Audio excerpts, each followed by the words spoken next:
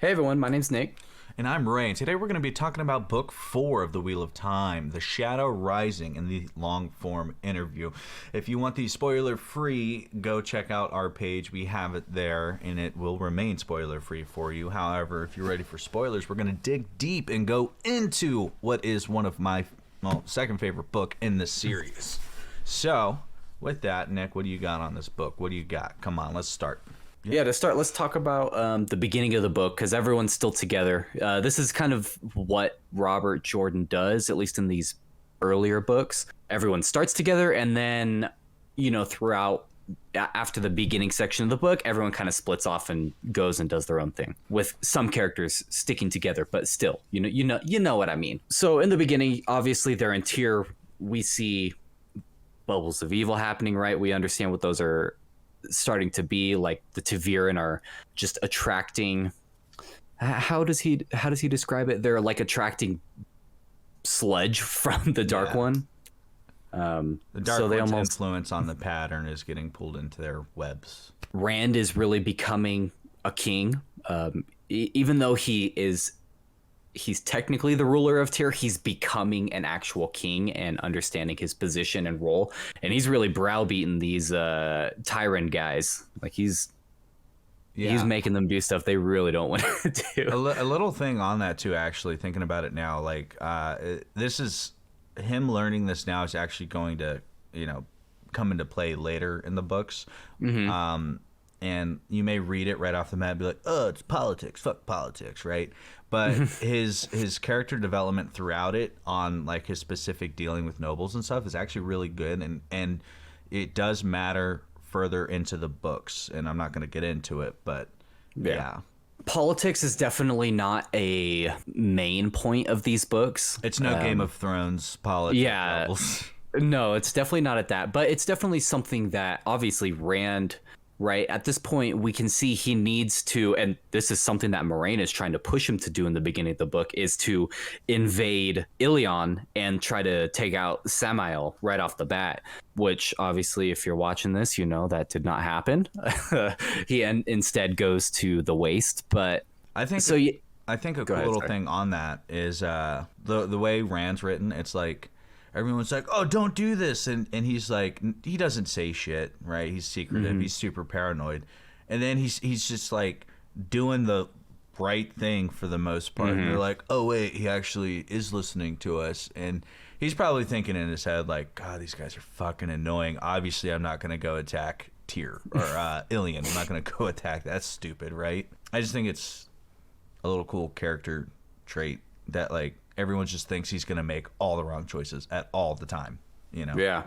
And this is, because while he's in Tyr, he's basically just buried in books, right? He's reading the Koreathon cycle. He's reading or looking over old maps, reading about all of the stuff that Tyr has collected. And through that, he kind of makes the decision to do things based on the prophecies of the dragon, which Moiraine thinks is super dangerous, but it seems to be going kind of well for him. I mean, if there's a fucking prophecy written about you, you're probably like, well, it says this is going to happen, so I guess let's do that.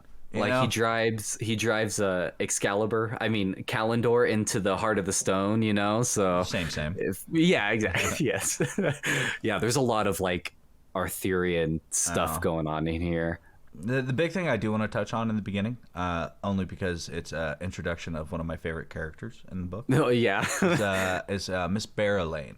Yeah. Obviously, she's scared away by Rand, right, and his little bubbles of evil. And Rand's kind of like not a stable dude. So, I could see why Elayne would be scared. And I love the introduction to Elayne. I think she's a incredibly well-written person and very nuanced, and she comes across as just like a hooer or a gold digger, going to try to do something, but she's not. There's way more to it, to be fair, she is, but you're right. There is way more to it. It's more than just that. Yeah. Yeah, and you know what's funny is your other favorite character so far was Selene, so I'm seeing a trend here. I like fucked up women. What's up? Oh, yeah. One thing that I really don't like about the beginning of this book mainly because it doesn't happen so much throughout the remainder of it, is the love scenes. Like Elayne, oh, we've only spoken twice, but I love him. Oh, I'm so upset that Berlane was in his room, even though I've never made my interest clear. We've never talked while being here. Like, it's just so bad. So I have this issue with almost all literature. So, like, I'm in a Shakespeare class right now, little an aside, and all the love scenes written in Shakespeare, the greatest playwright of all time. Literally, it's like, oh, wow, she's the love of my life. I just saw her once, and I will kill for her and kill myself. So that's where it comes from, huh? Yeah, dude, I swear to God, it blows my mind when I read this shit. And they're like, do you believe in true? Like, the professors are like, oh, well, love at first. I'm like, no, dude. Yeah. No, that's lust, bro. Like, attraction at first sight, sure, but the relationship that seems to develop most naturally, even though I don't like it, is the Faile and Perrin relationship, right? Because it's going over the course. I mean, it's been happening over the course of the whole last book and then into this book, and I feel like Faile, whatever, is too childish, and it annoys me. Yeah, the way that she acts in this book is super annoying to me, and in my opinion. So, but aside from that, she does save Perrin a couple of times, so I forgive her for it. Yeah, it's all right. I forgive her for being so annoying. Yeah. All right. So beginning of the book, they're all together. And then they start to break up, right? They start to go separate ways. Yeah. What are the big things that happen in that beginning? Well, the big thing that happens is there is a battle in the middle of the Stone of Tyr, right? A bunch of Trollocs, Myrddraal, Dark Friends break into they sneak into the Stone of Tyr and ambush everybody. Yeah. Rand, being the dummy that he is, runs out, leaving Lanfear behind him, just leaves Callandor sitting there, and starts going and fighting Myrddraal with a sword rather than killing them with the power or with Callandor. So he's not the brightest dude at this point still. Yeah. And to be fair, if he was a lot brighter and a lot better, he would be extremely overpowered. So Robert Jordan definitely does it on purpose to kind of bring his power level back. Yeah. Because he does the same thing. Rand's still not able to touch the source every single time, right? So Robert Jordan's kind of using it seems like to me he's using that as like a way of not letting him be too powerful too fast. But so he makes this huge lightning storm and just hits every single shadow spawn in the Stone of Tyr. Kind of overpowered spell. I thought that was a really cool scene, specifically because of the end of it. A big thing from it too is Rand tries to play God during it, and he uses Callandor. He's like, child dies. He's like, I'm gonna revive her from the dead. And it's not working, but something's happening, and it seems grotesque, right? Yeah, I mean, he's trying to pump her heart with the power to. Which honestly, to me, that's like it's CPR, like not a bad idea. But yeah, she's obviously got all this bleeding and she's been like slashed across the neck or the chest or something. And it's not the right move for the types of injury. Like, she's definitely dead. And I'm going to say this because of the TV series as well. He couldn't with Callandor, so how the fuck did Egwene revive Nynaeve and unstill her from that last episode? That's all I'm gonna say on that. I'm not gonna get into that. Yeah, it's there though. I'm throwing it out there. Yeah. So important thing. And then after. Sorry, go ahead. I was gonna say, and then it winds down, and they kind of start doing some more stuff. Matt goes into the Terror Angriel. Yeah, not just Matt, Rand, and Moraine all going at the same time. What's something cool about this, before we get to like what actually happens, is it turns out the entire time Matt is just fluently speaking the Old Tongue. It's like he doesn't even notice it or realize, but he can just completely understand and speak the Old Tongue. Yeah, I just like that. I thought it was funny. Like thinking of him in there cursing these guys out in the Old Tongue.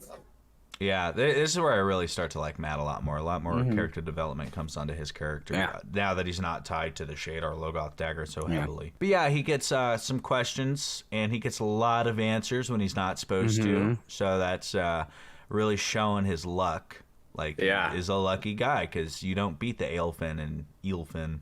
And he's getting way more answers than he's supposed to, because the Aelfin and Eelfin are like, oh, something's happening, get out of here, go. Go. So the Aelfin are the snake people. They're the ones who answer questions, and the Eelfin are the foxes that, I guess, they fulfill needs, is probably what I would call it.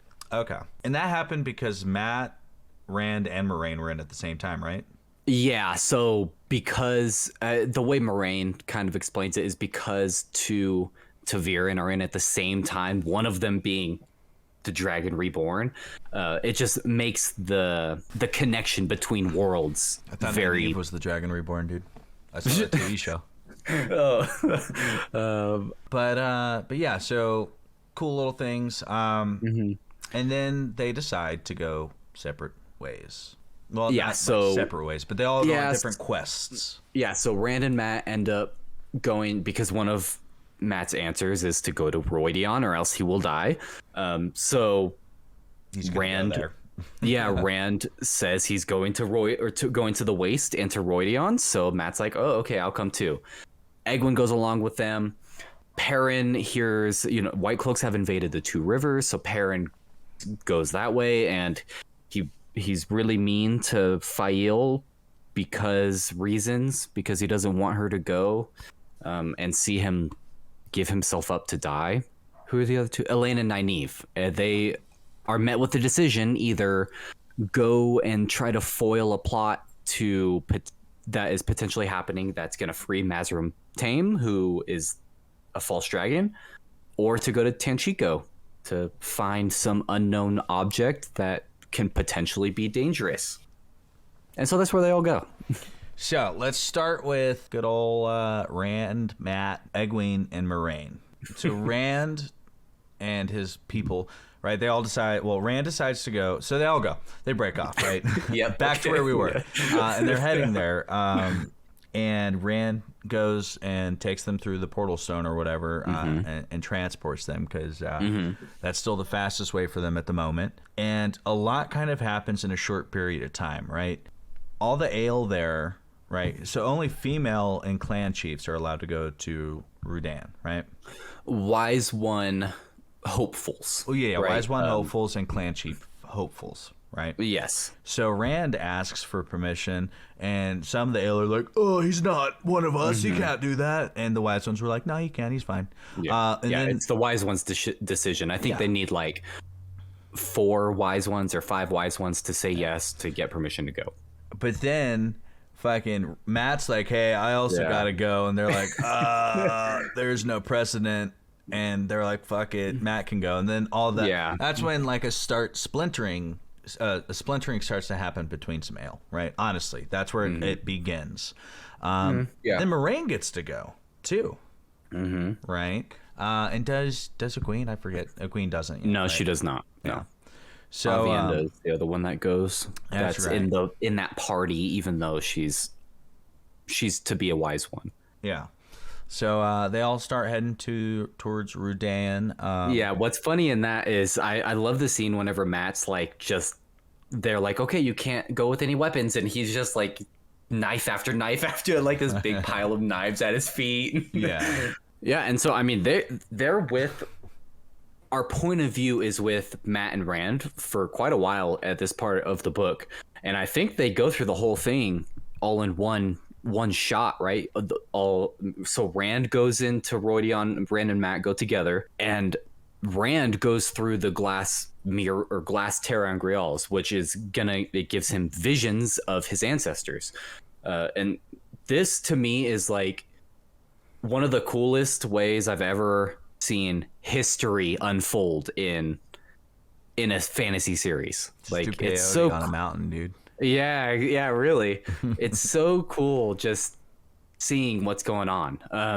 So to kind of, I want to kind of go into the visions really quick, because there's a lot that you see going on, right? So you see ancient Aes Sedai and the building of Rhuidean. You see the Aiel getting water from the Kyrian land, right? You see the Ale going into the waste. You see the first Maiden of the Spear. We see the first Aiel, right? The kids, their sister was kidnapped. They're going to go sneak them out, but then they accidentally kill somebody. Ugh. We see the split between the Dashane Aiel and the Tinkers, right? We see the actual Tinkers getting formed.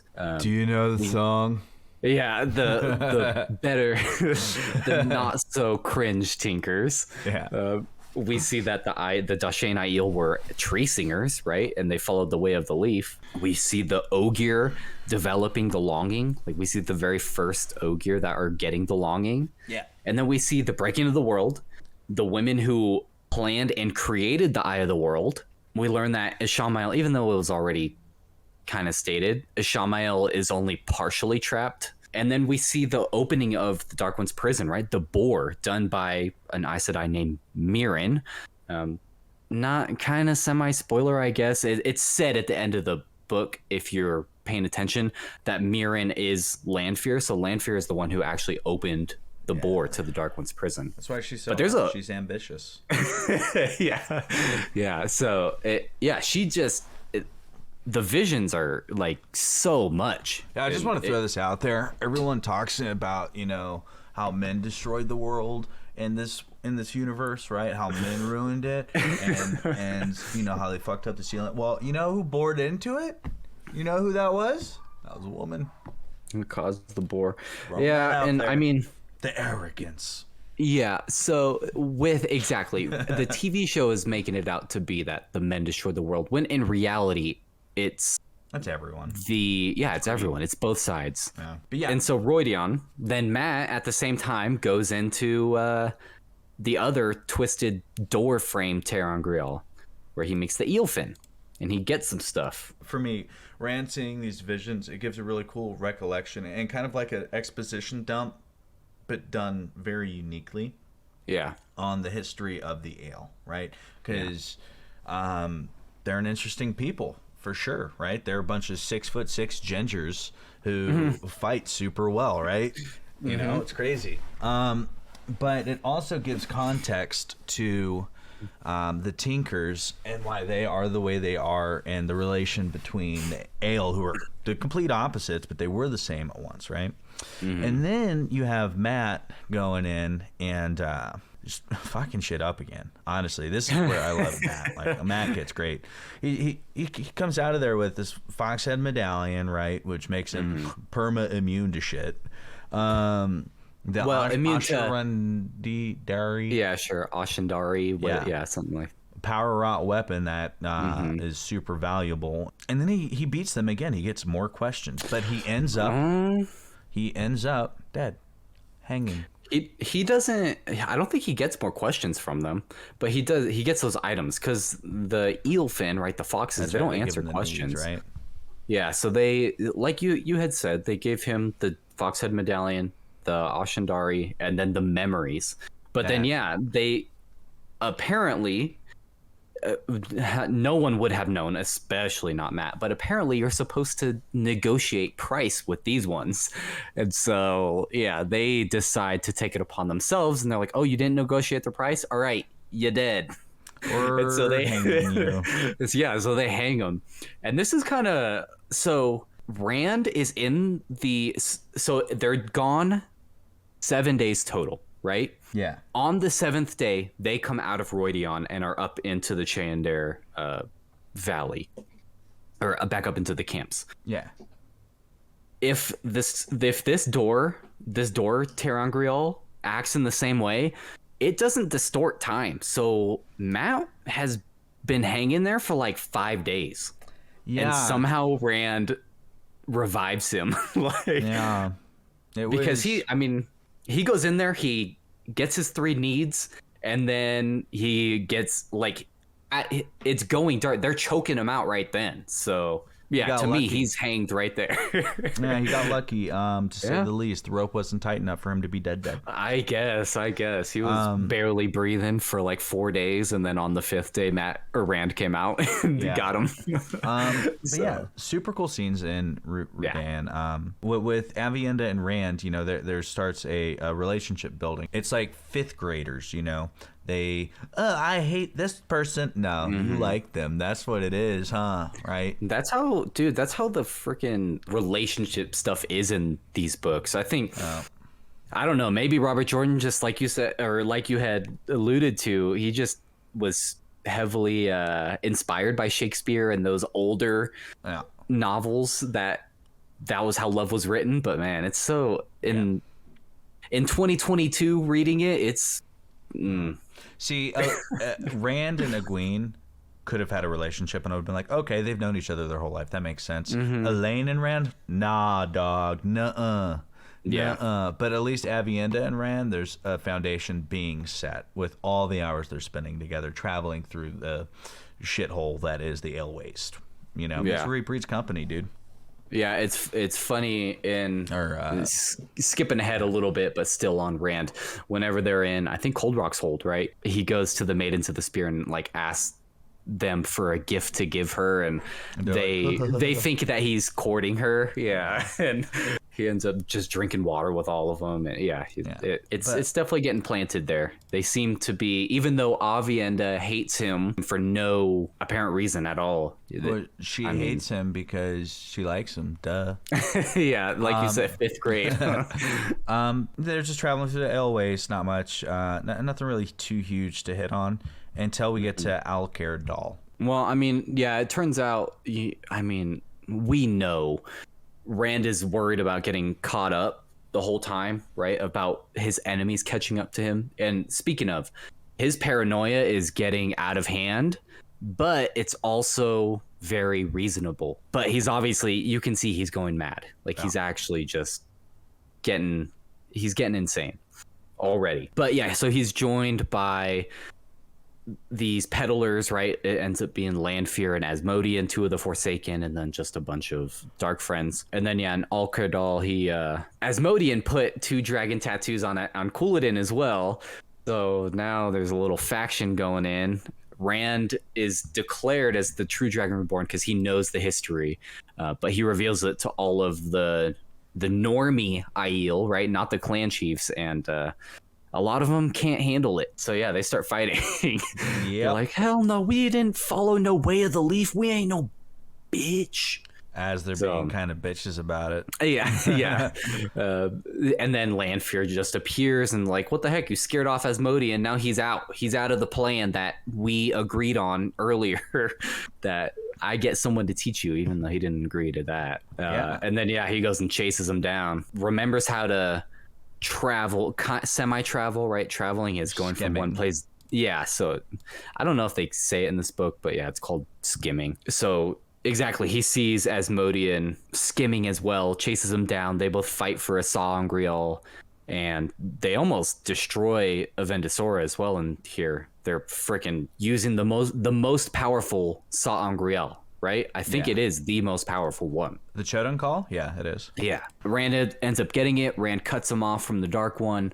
Lanfear's like, ooh, I didn't know anyone could actually do that. And then, now Rand's got a teacher. Rand. So now Rand's got a teacher. Big thing that happens there that I really liked was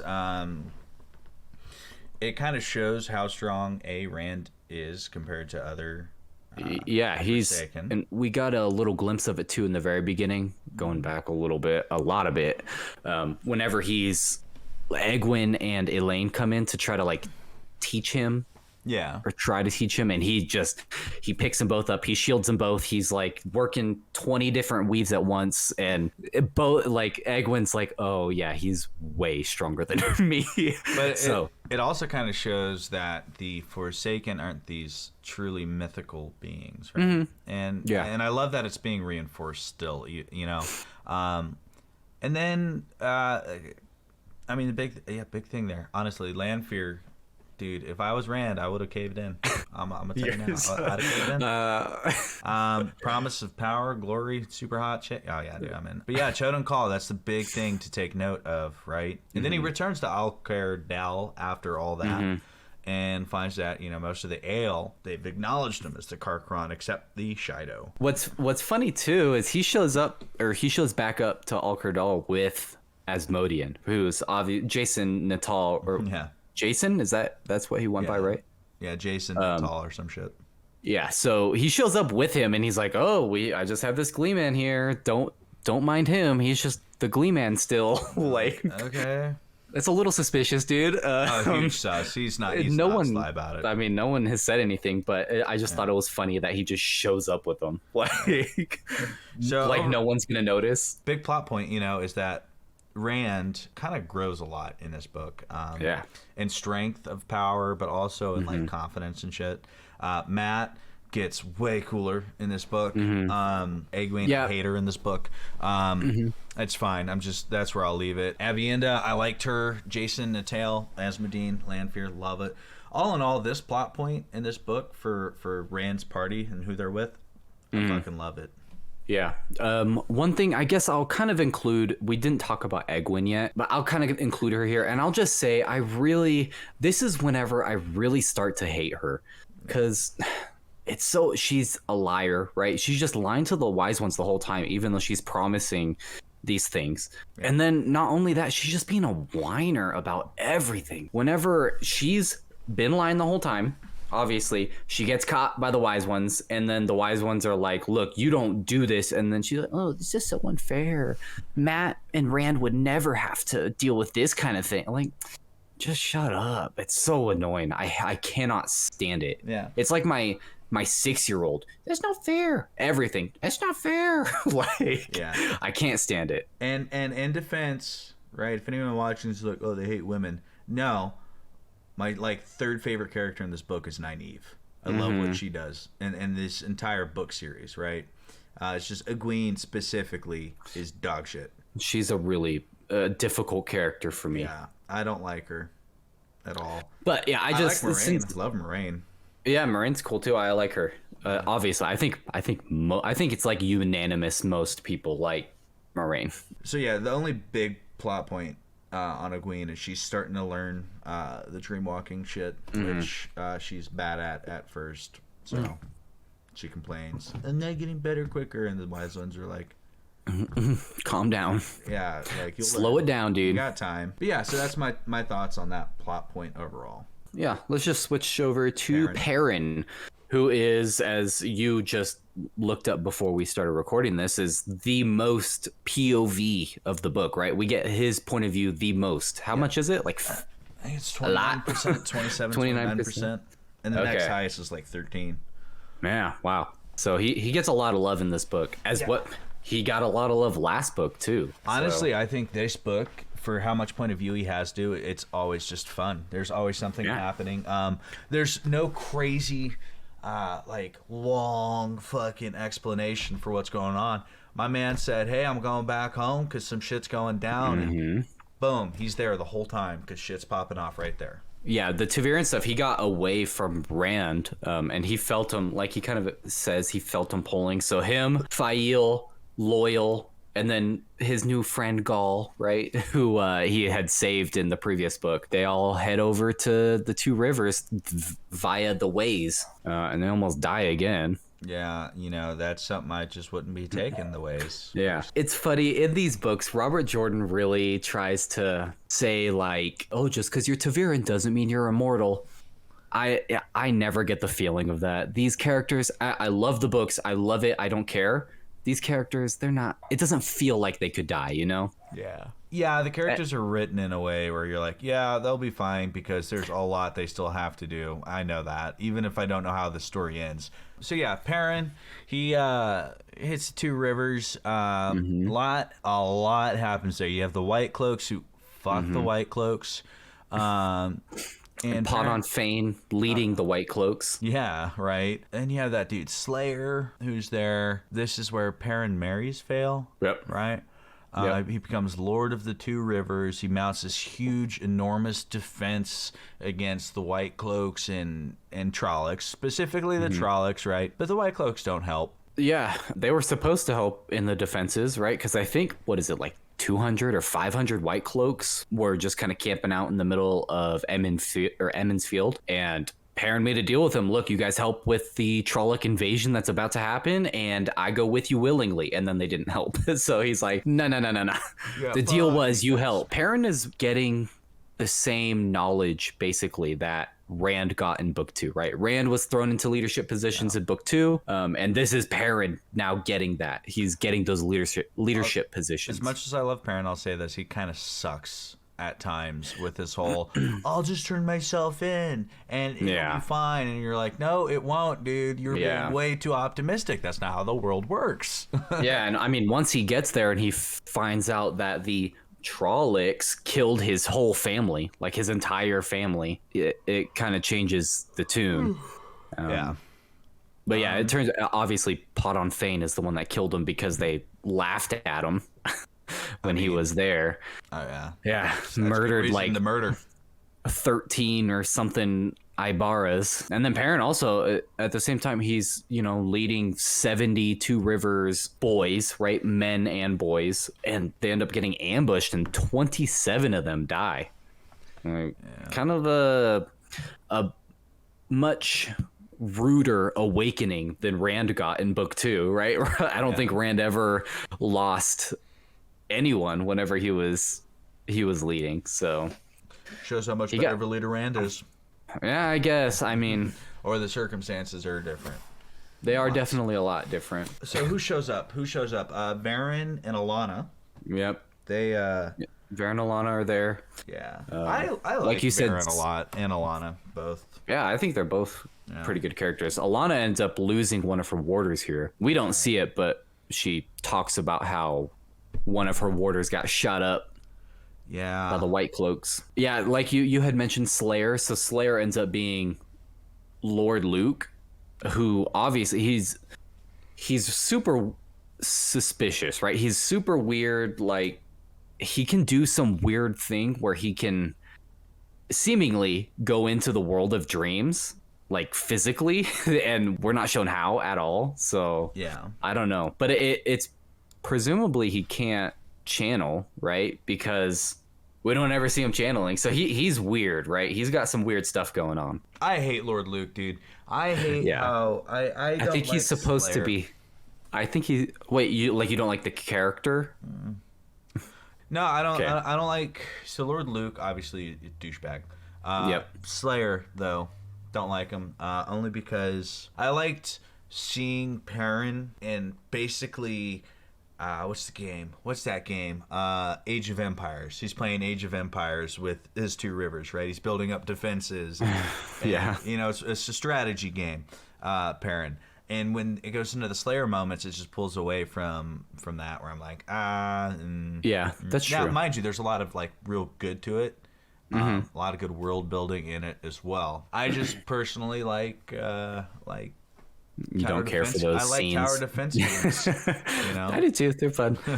One thing I will say, this isn't a spoiler, and I'm just gonna kind of let Lord Luke his identity is kind of hinted at in, I think, in this book and the last book. I just want to, for any new readers, I want to kind of throw that out there that me reading it again, like Lord Luke, his identity's it's thrown out there a couple of times. Overall, I love Perrin's plot and story and point of view in this book.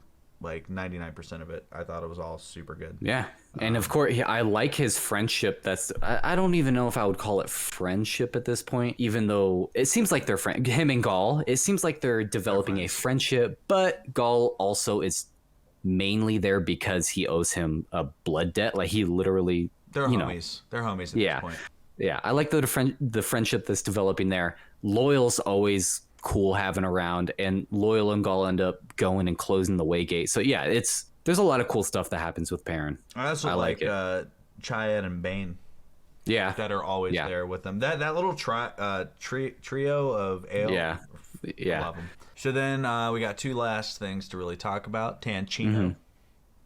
Let's talk about Tancino. Is it Tanchino or Tanchico? Tanchico. I think it's Tanchico. Yeah. Okay. Let's talk about Tanchico. Okay. Yeah, let's talk about it. This is what I was saying too, in the short review. If you watched it, the spoiler free, Perrin and then Rand and Matt have such good storylines, and they're so cool that even though I like this story that goes on, but theirs is so good that while I'm on Nynaeve and Elayne, it's like, dude, I just want to get past it so that I can read the Matt and Perrin, or the Matt and Rand and the Perrin.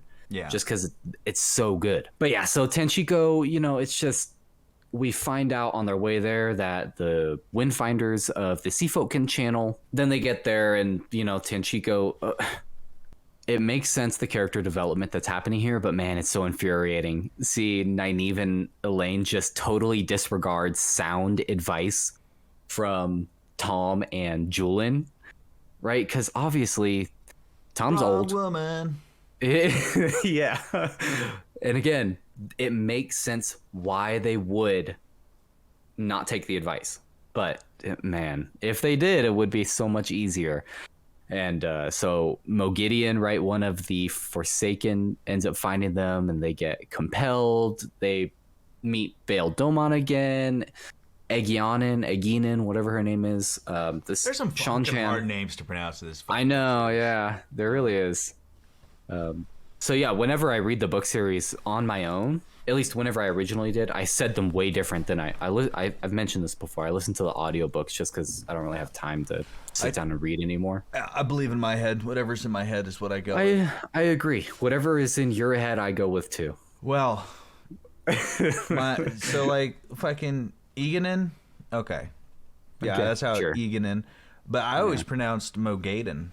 Just like that. Mogideon. I think I did too whenever I first read it. And then again, listening to the audiobooks, they say it so many times, I just pick it up, I guess. But yeah, so they start fighting Mogideon. Just Nynaeve. Nynaeve matching Mogideon, stroke for stroke in the power, and she like really is gaining confidence with her power. And she actually ends up beating Mogideon, right, by tricking her. They seem to be on the same power level, but she beats her, she shields her, she gets a male Adam, right? Yeah. That like the Shanchan use for women. And then they find a seal for the Dark One's prison as well. And, there ends up being some turmoil in here. Obviously, there's a lot of kind of subtle, or not subtle, but there's a lot of subplot stuff that goes on, right? The White Cloaks are there. There's a lot of turmoil in Tanchico. What's their Pawnark? The Pawnark is put into the palace and then taken away. There's a lot of stuff that goes on, but it's not really I big. Their name. Honestly, I don't remember too much of the Tanchico stuff. That the major points is they find the Adam, they foil the Black Ajah once again, and they save the day. Yeah, I don't have too much on it. I love the fact that Nynaeve though kicks ass. Yeah. That she dumpsters Mogideon straight up. Yeah, I think she's not as strong as Rand, right? It's already been stated in the books, obviously, that on average, male channelers have more raw strength, but female channelers are just better at They're more dexterous. Yeah, they're more dexterous. They can do more complex weaves. But Nynaeve, the strongest woman, then it's like no one's near that though. Yeah, I've actually never read it, but I've seen charts online. The Wheel of Time Companion has like the actual power levels of a lot of these characters, like how they are in relation to each other. But yeah, I digress. Nynaeve, really strong. It's cool. Yeah. And then really the last thing I have, or that we should talk about really, is the White Tower. Yeah. The White Tower coup. A coup happens. All right. That was all that's interesting about it. Yeah, it was really just setting Min up to go with Swan and Leon. Yeah. Lyanna. Yeah, Swan and Leanne get stilled. Eleda takes the throne as Amerlin's seat.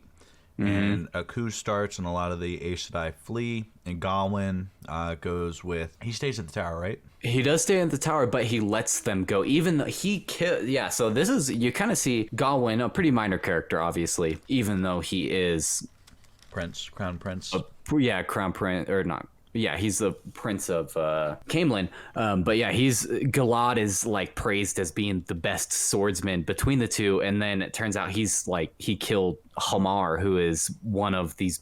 I think he's a blade master. I want to say. I could be wrong there. He teaches them. Yeah, he's one of the best. What would you call it? Blademen, if not. Yeah, but he's one of the best ones out of all of the warders. Yeah.